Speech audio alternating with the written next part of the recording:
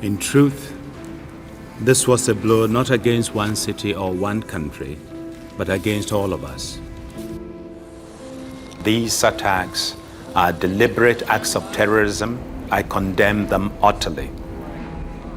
On Friday night, the Security Council adopted unanimously a broad resolution aimed at targeting terrorists and those who harbor, aid, or support them.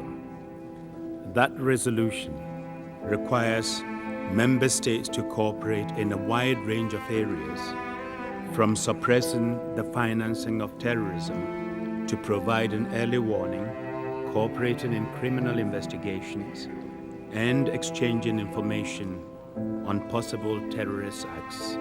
Resolution 1373 goes to the heart of how terrorism operates. The Security Council itself will closely monitor its implementation. In adopting Resolution 1373, the Council also established the Counter-Terrorism Committee to monitor, promote, and facilitate states' implementation of its provisions. The Counter-Terrorism Committee Executive Directorate, or CTED, was established by the Council in its Resolution 1535 as a special political mission to assist the committee in its work. The last 20 years, more than 90 countries, all the sub-regions were being represented in those CTC activities that, in spite of the rotations and the different chairmanships, CTED ensured the continuity and ensured being the institutional memory for the CTC, but also translated highly technical and political requirements into very practical operational solutions for the member states. The CTC, with the support of CTED, is mandated to assess member state compliance with resolutions, identify technical assistance needs, and facilitate the delivery of technical assistance in cooperation with its implementing partners. We have this, what we call sometimes this free diagnosis of a country or an X-ray print of a country, but also enabling the technical assistance providers and the UN implementing partners to have a very focused, targeted view on what are the urgent priority needs and how can we build on those TA needs and recommendations made by the CTC through the CTC conducted evaluation assessment centers done by CTED.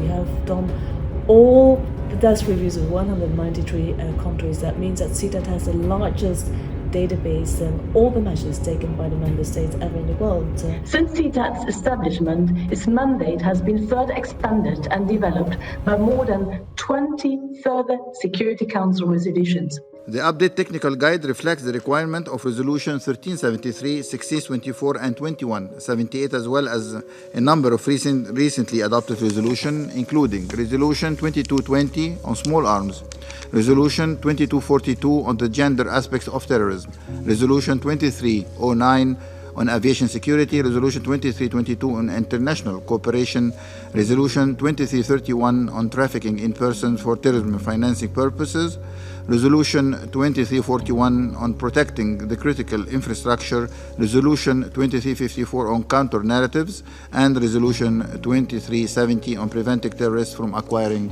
weapons.